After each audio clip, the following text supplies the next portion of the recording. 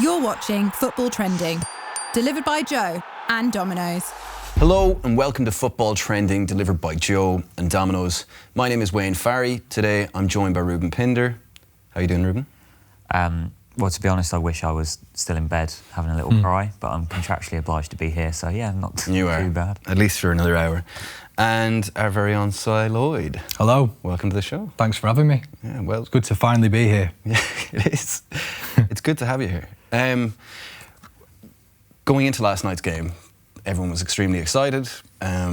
Before we get to the actual game itself, the aftermath has been dominated by the racial abuse, the horribly predictable racist abuse of Bukayo Saka, Marcus Rashford and Jadon Sancho. How horribly predictable is this after, and how sad is this to see after what has been a really, really great 4 weeks of football? Well, I mean, it's obviously sad, but it's also, as you've just said there, very predictable. I think nothing more highlights that more than the fact that the FA had a statement out so quickly about condemning what had happened. I mean, the fact that was, I'd imagine, sadly, they're sitting in drafts ready just in case this eventuality happened. Yeah. Speaks volumes about the state that we're in this country right now. Like, I had that feeling watching the game as Saka missed that penalty. The first thing that popped into my mind was, those lads are going to be getting horrific abuse for the next 24 hours at least. Yeah, me too. It's so depressing after, as you kind of said, like what's been a great journey and the positivity that had been built around the England team and how much praise they were all getting for being great people as well as great players. And then, you know, they get literally to the final hurdle. They go to a penalty shootout in a final of a competition, which, you know, we've never done before. You know, so we've won one trophy. This is the next best achievement of the men's English team that they've ever done. And they fall at the final hurdle, and it's so depressing that you just know that was coming immediately. To the point that, you know, we're already thinking, like, in terms of like how we cover it, how we respond to it. I went straight on Instagram and looked at Saka's comments, and to be fair, maybe it's the algorithm. All I saw at first was lots of like "we love yous" and lots of heart emojis and lots of support, which is nice to see that people are kind of conscious enough about the inevitable abuse that they received that they're now going to have to. They know that they need to drown it out with support, but it doesn't undo the abuse that is there. Because I've also seen obviously plenty of screenshots of that, and it's just vile. And it's kind of a reminder. Like, there was a period last season, wasn't there, where this happened literally every weekend. It was non-stop, and like it was basically all season, to be fair. Yeah, like it is. A reminder is the wrong word, because these players, like black people in England, live with this all of the time. Yeah. You know, it's just that white people are being reminded of it now. But I think that for me, it felt really sad last night, knowing what was going to happen and seeing how upset Saka was. And we can discuss whether he should have been put up to take a penalty or not, but that's kind of irrelevant now. For me, what was so sad was that for these guys, all the players in the final, but particularly the ones who went up for penalties, that, you know, win or lose, score or miss, that should have been one of the proudest moments of their lives. And for so many of them, they're so young still. And to have it is brave to go up and take penalties like that, especially if you're fairly rusty in the game still.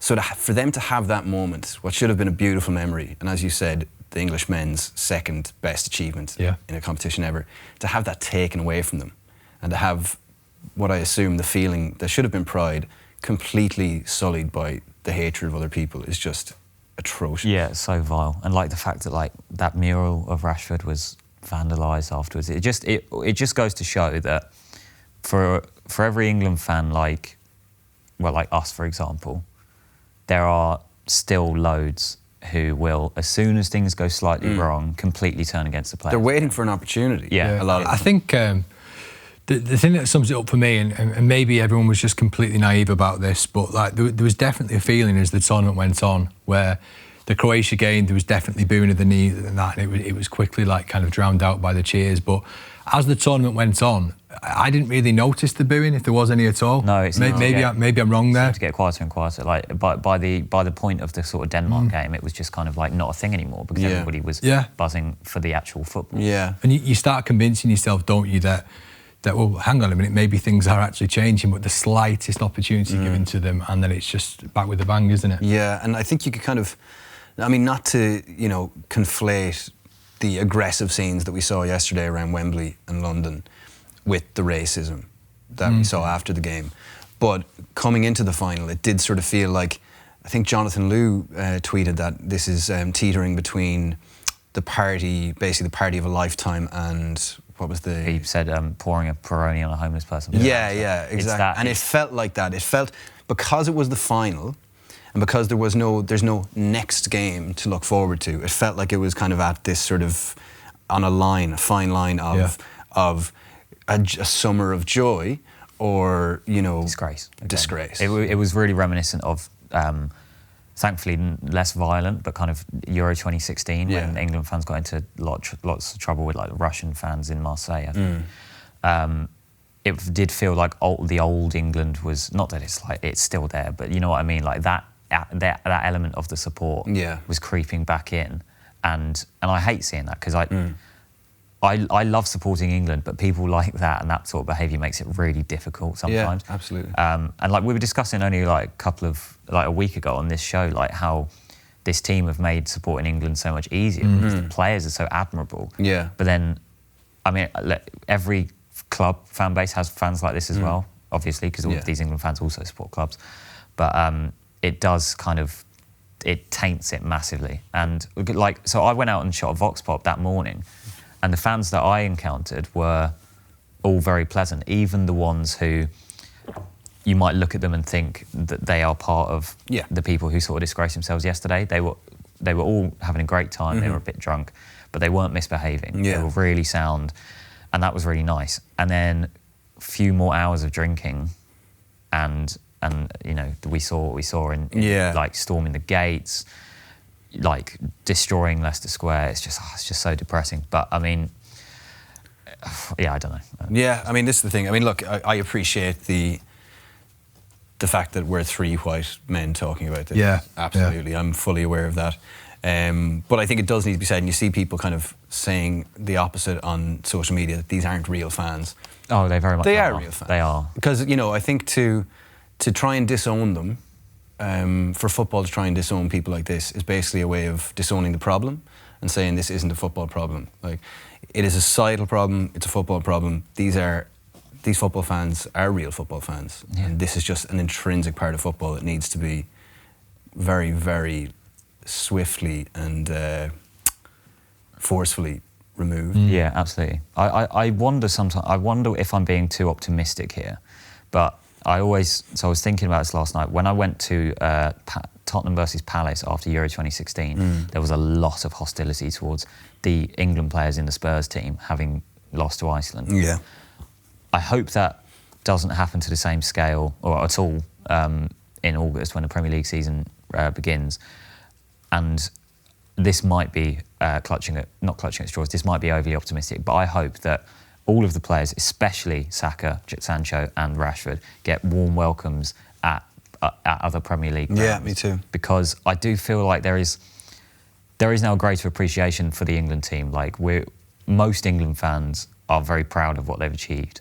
And then you have the idiots who go and racially abuse the ones who miss their penalties. But like, there is definitely a lot more, there's still more positivity around this England team now than there has been in the past. Unfortunately, the racism remains, and as you say, like that is an ongoing battle that can't be ignored. But I just hope that fans from lots of different clubs show those players that they are like admired and appreciated. Absolutely. And let's just hope people that if those who are found to have done that, the racial abuse, are banned from everything that you could possibly be banned from. Yeah. It feels like it is sort of not nearly as important now after everything, but there was a match last night and England started exceptionally well. Like less than it was less than 2 minutes in. Less than 2 minutes in. Yeah. like, what was going through your minds? I think there was that moment when the ball actually hit the back of the net where you just, for a few seconds or so, you just refused to accept things were going that well. Yeah. I don't know if you There were the same. was a silence there. Yeah. I was a little bit shocked. I don't know what it was like in the stadium, obviously, because I wasn't there, but to me, I just needed a few seconds to take it in to fully process what had happened because, well, as we've said so much the last few weeks, things don't go traditionally that well for England at major tournaments, and I think to see them getting such a great start was quite hard to fathom, really, wasn't it? It was, yeah. I mean, I was obviously like ecstatic with the goal, so pleased for Luke Shaw on a personal level. But then 2 minutes after the goal went in, when I was sat down, I just had flashbacks to the Croatia semi-final. We scored after 5 minutes against them, and we sat back and invited pressure, and then we lost in extra time. Yeah. Please, let's not do that again. But so I don't think they will have been told to do that, because our game plan has always been keep the game tight until like the last 20 minutes, then we try and nick a goal. And so far, it's worked. Yeah. Well, up until that point, it had worked. Going ahead so early, the players were maybe not. I don't want to criticise any of them really, but I'd feel like there was maybe an uncertainty around what to do in that situation. Yeah. I think in that situation, you should go for a second. Right, you're sitting on a 1-goal lead for 88 minutes against a very good team. Yeah. It's not going to go well. I don't think the players intentionally thought, right, now let's just park the bus. No. But they did struggle to maintain any sort of control. And the stats reflect that. We had 2 shots on target all game. Yeah. I was reading after the game last night, Ken Early wrote a piece on it, and he's in it, he kind of recognised, and you can see the thinking behind what England were kind of trying to do, which was what Italy would have done if they'd scored an early goal, which was, all right, show us what you can do now. Show us that you can score against us. Unfortunately, what that also served to do was, because Italy were rattled for quite a while at the start of that game. They were. Really, really rattled. Instead of trying to, basically exploit that and make them even more rattled, England allowed Italy time to settle. Yeah. It was like, England settled into their shape. It was essentially like, for a while, it felt like, especially towards the end of the first half, when Italy started to come into the game properly, it felt like attack versus defence. And I think what we saw was, and I know this sounds very reductive, but that really in midfield particularly, Italy just have better players than England. Yeah. And England's midfield was unable to withstand Italy's once they got purring properly. Yeah. I'm not sure that was helped by the formation. I can see why he chose it. It obviously worked at the start, wing-back to wing-back's goal. And, Gareth Southgate has earned my trust, and I know he has reasons for every decision he makes, but I think the sort of 2v3 battle in midfield was always going to be an issue in that respect. Yeah. But at the same time, I thought Rice had a really good game in terms of winning the ball back and carrying it up the pitch. But it's the element of what the Spanish might call pausa. It's like, let's just calm down and keep the ball, and we weren't able to do that. Yeah. I think for me, I know we've just talked there about only having 2 shots on target in the whole game. I think after the goal, after the first goal from Shaw, I think, you look at Chiellini. Chiellini is a defender who absolutely loves to have a forward come up to him, and he will basically dominate. He will be very physical, and he really enjoys that challenge. And I think it's what, in the last game against Spain, Spain did so well because they played a false 9, and Morata came on later in the game, didn't he? And not having Morata there confused him. And you saw that a little bit in the opening stages with Kane, where he was dropping deep, and it clearly confused Chiellini a little bit, and he was coming out. But what disappointed me in that time was that the pace that we had there wasn't really getting in behind Italy quite enough. And I think that although they weren't creating stuff, there was an opportunity to do so there. And I think maybe they didn't quite commit to it as much as they should. And I think it's hard to pinpoint exactly when it changed, but I felt from maybe half an hour onwards, I think Italy were maybe the better team. Certainly second half, but I think the tide had turned probably around the half-hour mark. Yeah, and then the second half was just horrendous. It was unbearable. But yeah, the point you make about Italy being rattled was so true, because for the first half an hour, they couldn't work a chance. Really, Nothing. Could they? They could barely get a pass going. Exactly, and John Stones was winning every header that went his way. It was kind of I can't really see how Italy are going to score here. No, and that's why when you look at that period, that is the period, in hindsight at least, that you're like, that was there for the taking. Yeah. They were there to be killed off within that first half hour. And it's another obvious point, right? But if you try and defend a 1-goal lead, it's You're inviting it's extremely pressure, fragile. yeah. If you get a second goal, not only do the opposition team have to score more goals, but they will overcommit because they're more desperate. So it only increases your chance of getting a third. Yeah, You know what I mean? yeah, It's like, 100%. I mean, again, as I say, I don't think that's a Southgate problem. I think there's something deeply ingrained in English footballers, because this has happened many times before. Brazil, Portugal, Iceland, Croatia. It happens a lot, and I think it's this weird inferiority complex that England have, where we're arrogant and we chant it's coming home, and we think we're going to win. Everybody I asked yesterday said England were going to win. I had convinced myself we were going to win. Then as soon as we score, there's almost like this apologetic. Yeah. Oh, sorry, we're not supposed to be here. We're not. What do we do now? Okay, and then we panic. Yeah. Well, I'm not saying the players like bottled it or anything. I'm not criticising their mentality, but there is something in England teams that means the players just can't quite dominate as they are able to. They have it in them. Yeah. But yeah. I think as well, you talk about the early stages, and you're right to do so, about how maybe there was a chance to be taken there. I thought second half, Chiesa was absolutely fantastic for Italy. Yeah. I think he was maybe at the core of everything they did so well. He was the most potent threat for them. But I think when he went off injured, that to me, England didn't seize on the opportunity then, because I think Italy lost a lot when he went off. Yeah, I think that hugely. throughout extra time, there was a real opportunity there for England to kind of like seize the initiative and to maybe play on the front foot a little bit more than they were. We got sloppier and sloppier. Didn't we? Yeah, I think tiredness played into it, and I think also, and this is I think a lot of people's grievances. It's that, you know, the pool of amazing attacking players that England have got to choose from now.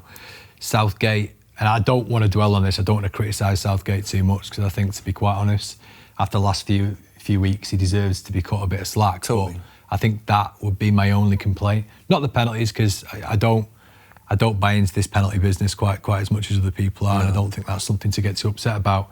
But I think that, you know, there comes a point in a tournament like that where if you want to win it, you've got to be proactive. And I think that maybe when you've got some of the players that you had on the bench, you know, you're talking like Sancho. To me, Sancho, last 15 minutes of extra time, you stick him on and you ask some questions, don't you? Yeah. But I think that maybe that to me is where I think Southgate could have gone for it a little bit. That said, I do kind of understand it in a way, because I think that the game is so finely balanced, and obviously with tired legs, there was a lot on England's side as well.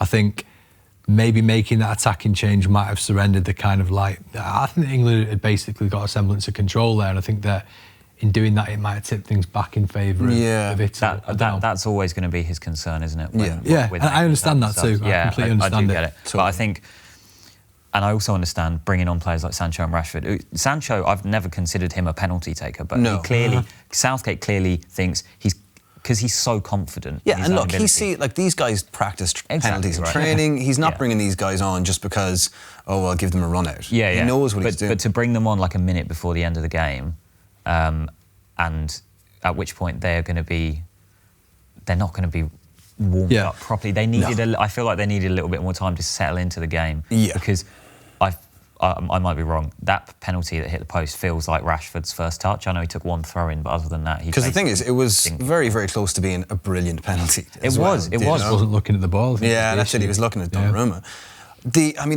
I get the feeling that I get that you don't want to criticise Southgate. He's done so much during this tournament, and pretty much all of his decisions have been proven right. It does feel that he made more bad decisions last night than throughout the rest of the tournament. Yeah, I agree with that. 100%. I think, he got the Scotland game a bit wrong, and he got last night a bit wrong. Yeah. And you can understand where, as you said, you understand where the caution comes from, of course. The last period of extra time, it did feel like, I wouldn't necessarily say control, but certainly stability England had. They didn't feel like they were constantly under threat as much as they had been earlier. But I think, having seen the impact that Grealish made when he did come on, because he did start to stretch things a little bit, I just totally agree that I think that Sancho and Rashford could have offered a lot more in the game, rather than just bring them on as penalty takers. And that rustiness, every player is probably different. Some players are probably happy to come on without kicking the ball and take a penalty. For me anyway, Sancho feels like the sort of player that needs to get running a little bit. Yeah, get one. Do you know what I mean? Get going. Yeah, 100%. But I mean, we shouldn't. Obviously, we lost penalty shootout, but there were positives to take from it. Like that sort of. Well, yeah, the shootout. Like Kane's penalty was brilliant. Maguire's penalty was unbelievable, stunning. He even knocked the camera out behind the goal. Yeah, amazing. Perfect. And Pickford not being psyched out by Jorginho's technique, because obviously Jorginho scored against Spain to win a shootout, taking the penalty in the way that he does. Waiting for Pickford to go in a certain direction. And he always goes the way he went against Spain normally. Jorginho will always roll it to his right, keeper's left. Pickford didn't, because what Jorginho wants is for the goalkeeper to move and then he goes the other way. And it normally happens to be that way for some reason. Pickford didn't let that happen, and to have saved it and then not let it go back in off him when it hit the post. Yeah, because it hit the post, I thought Pickford has been unbelievable all tournament. He conceded 2 goals in 7 games at an international tournament, which is superb. Yeah, you never really, no offence to Jordan Pickford, but you never expect him to be the one with a calm head. No, and that was very much the case. But I mean, he was the same against Colombia 3 years ago, wasn't he? Like, he saved a penalty and he made, so like sometimes like that kind of character that Pickford has can be quite useful when he doesn't shy away from the big occasion. Sometimes obviously it backfires, as we've seen, but it was useful last night. More often than not, I think if you're as confident as he is, it'll be to your benefit. Not to focus, because there's no point in us going on for much longer on any of this, really. But the last point I want to touch on is the penalties. Everyone is talking about them. You know, basically question marks. Roy Keane questioned the thought processes of the more experienced England players. Jack Grealish has now kind of hit back to an extent on that, saying that he wants to take one, but Gareth Southgate he chooses who takes penalties. There was lots and lots of question marks, particularly about Saka taking the last one. He's a teenager. He's a young guy. He's pretty inexperienced. Before I ask you guys your opinions, I think personally that criticism is nonsense, really. I think that it's very easy in hindsight to say that somebody wasn't prepared to take a penalty because they missed it. Do you know? Yeah. But if you have an experienced player go up and take a penalty, then other people will say, well, they weren't prepared. If you miss a penalty, you're not prepared for it, essentially, in the eyes of a lot of people. Yeah. And I think that maybe people should just look at the fact that, like, Saka, a 19-year-old, had the confidence to go up and take the final penalty that would have brought it to sudden death in the Euro 2000 final, and that sometimes players just miss penalties. There isn't always a larger meaning, a symbolism behind something. Sometimes you're just unlucky. Mbappe had his penalty saved, didn't he? It happens to the best of players. I mean, I was a bit confused by the lineup. By like the 5 that were chosen. I would have expected to see Sterling take one, because he has scored a winning penalty for City before in a shootout. Players like Stones and Shaw, I was surprised not to see them ahead of Saka. But even Maguire, you know. Yeah. Maguire's his place in the order to take penalties wasn't questioned because he hit it into the top corner. Yeah. Whereas if he hadn't, it would have been wise like, centre back. Yeah. Exactly. So it's all hindsight, and you can't really analyse it too much. Like Rashford's penalty was very close to being perfect. Yeah. It's literally such fine margins in international football. There's no point really mulling over it too much. And Southgate's taken full responsibility for the order in which they were taken. I mean, I've never really understood why there's so much stigma attached to missing penalties, to be quite honest. I mean, the law of average dictates that occasionally one is going to be missed. It's just what happens. And that's without factoring the absolutely massive pressure every single player was under. And I guess that's where your point comes from about Saka being so young and being required to take a penalty in that kind of scenario. But to me, like, you touched on this earlier too, like, it's not as if he's just randomly gone round, as some people seem to think on Twitter this morning, just pointed at 5 players. And he's like, you're taking one, you're taking one. And people genuinely suggesting that was the case. If Saka didn't want to take one, he wouldn't have been taking one. Yeah, well, I mean, Southgate, what we know about him is he's a meticulous planner as well. Like, we've seen that time and time again throughout his England career. And I find it absolutely impossible to believe, and he said otherwise as well, that he wouldn't have gone to great lengths to determine who his first 5 penalty takers were. He obviously thought about that quite a lot, and I just think dwelling on that, I think it's just a little bit ridiculous, to be quite honest with you. And like you say, Saka at 19 and the other 2 lads deserve an awful lot of credit for actually being willing to take one in that kind of that kind of pressured environment. Like, Absolutely. You can't replicate the pressure. None of us know what it's like. No. You know. And I was nervous, like, tweeting out the penalties last night. Never mind. You okay? being the person taking one. I'm all right. I'm all right. Did you get anything wrong? No. But I'm still a bit shaky. But Well, somebody would have been tweeting asking for you to be sacked if you'd done so. yeah, absolutely. So. That person would have been you. Yeah.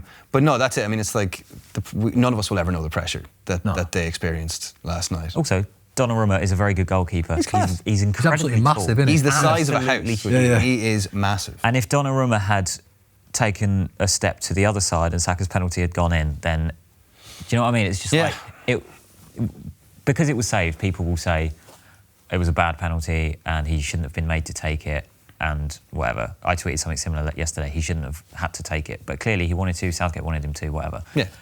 But if it goes in, nobody says it's a bad penalty and nobody bats an eyelid. So Yeah, that's it. one of those things. So, football was supposed to come home. It hasn't. It did in many ways. It did in many ways. The real football that came home were the friends we made along the way. Exactly. The England squad. How will you look back on this summer? I'm not sure, you know. I think I enjoyed the World Cup run a bit more, and I don't know why. I think it was because it was so... Surprising? Yeah, whereas here it was more expected. And also the society was a bit more open during the World Cup. Like, we're still not quite there, and the weather was better, and it was so alien to have that sort of excitement, whereas here I didn't really know how to feel in the final. Yeah. But I will look back on it with great admiration for the team, and I hope that they're remembered as fondly as the sort of the 1990 team and the 66 team, because they were inches away from winning the Euro. So yeah, I mean, I love all of those beautiful boys, and as gutting as it is, I'm not as upset as I thought I would be. That's good.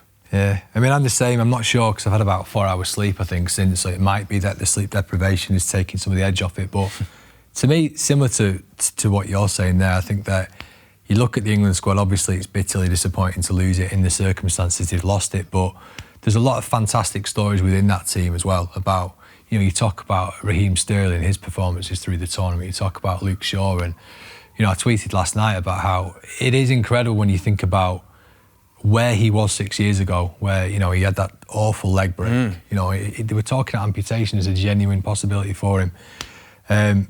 You know, he's been dismissed by Jose Mourinho countless times, and I think a lot of people had given up on him. For him to go from that to get to the point where he is, you know, considered for the England squad again. Yeah, even considered is one thing, but to actually score in a major final is absolutely dream-like stuff. You know, it's amazing. There's a lot of stories like that within the England team, and I think that the tournament as a whole has been fantastic. I've really enjoyed it. You know, you talk about some of the awful things that happened at the start with Denmark, and then, you know, the uplifting story of them going as far as they did, and that Russia game, that second half. I don't know if you remember the Russia game, but when Christensen scored that scream. Yeah, like, just the whole feel of that game will stay with me for ages. It was amazing, and there's been so many great moments. It's been a really good tournament. It has been, especially considering how we thought it might be disappointing, given how tired all the players looked at the end of the club season. Like, I'm so pleasantly surprised by the quality of football on show. The quality of football has been brilliant, and I think for me as well, one of the best things has been. It seems like I can't remember a tournament filled with as much like humanity as this one. Yeah. The rainbow flag stuff and the controversy over that, and the pushback from just regular people and the players. Jordan Henderson, the England team, going out of their way to make LGBTQ plus fans feel comfortable at games.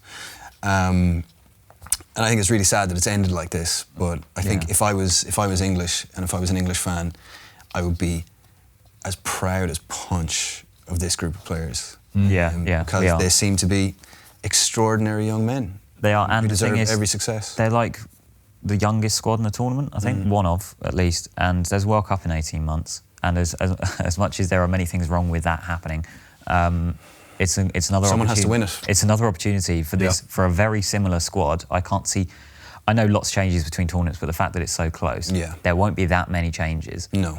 It's another great opportunity for those players to go one step further. Especially when you consider as well, there's players like Mason Greenwood and Trent Alexander-Arnold who missed out this time, you know. And we haven't mentioned them once throughout the entire tournament. No. Because It's a missed them. testament to the players that are there. Exactly, and it's not because those two players that you mentioned Absolutely. aren't good. They're both brilliant. It's Yeah.